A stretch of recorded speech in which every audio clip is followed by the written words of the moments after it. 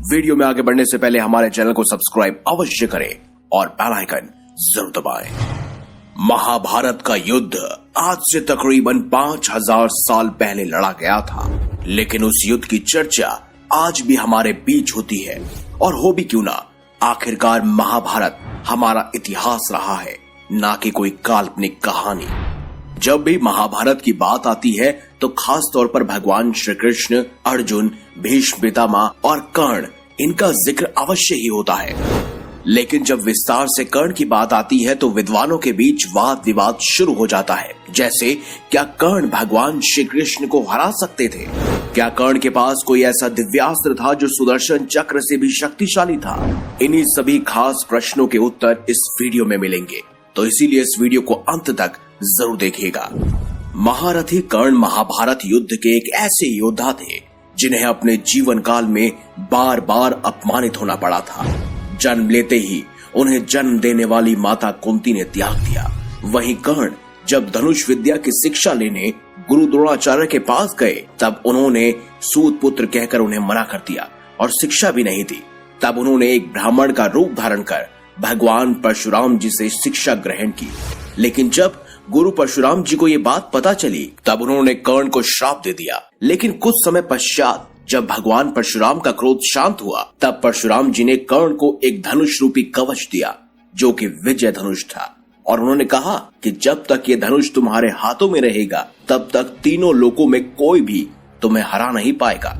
इस धनुष से अगर तुम कोई भी दिव्यास्त्र चलाओगे तो तीनों लोकों में कोई भी देवता या राक्षस इसका सामना नहीं कर पाएगा। आपको जानकर हैरानी होगी कि महाभारत युद्ध में जिस समय अर्जुन ने कर्ण का वध किया उस समय कर्ण के हाथ में विजय धनुष नहीं था। अगर उस समय उनके हाथों में विजय धनुष होता तो अर्जुन कभी भी कर्ण का वध नहीं कर पाता, क्योंकि भगवान श्री कृष्ण जानते थे कि कर्ण के पास जब तक विजय धनुष है तब तक उसको कोई नहीं हरा सकता। यही नहीं, श्री कृष्ण ने महाभारत युद्ध शुरू होने से पहले ही उनका कवच और कुंडल इंद्र की सहायता से उतरवा दिया। बदले में उसे वासवी शक्ति ही मिली हो, लेकिन भगवान श्री कृष्ण ने बड़ी ही चतुराई से भीम और हिडिंबा के पुत्र घटोत्कच को युद्ध के मैदान में शामिल करवाया, जिससे अर्जुन का वध ना हो पाए और कर्ण स्वयं उस वासवी शक्ति का उपयोग घटोत्कच पर करते।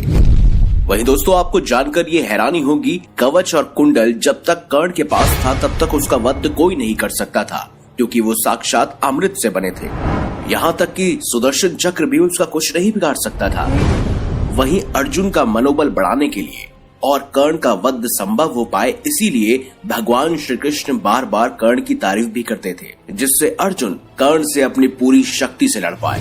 वहीं कर्ण के पास कई सारे दिव्यास्त्र थे, लेकिन कर्ण के पास कोई भी ऐसा अस्त्र या शस्त्र नहीं था जो कृष्ण भगवान का वध कर पाए।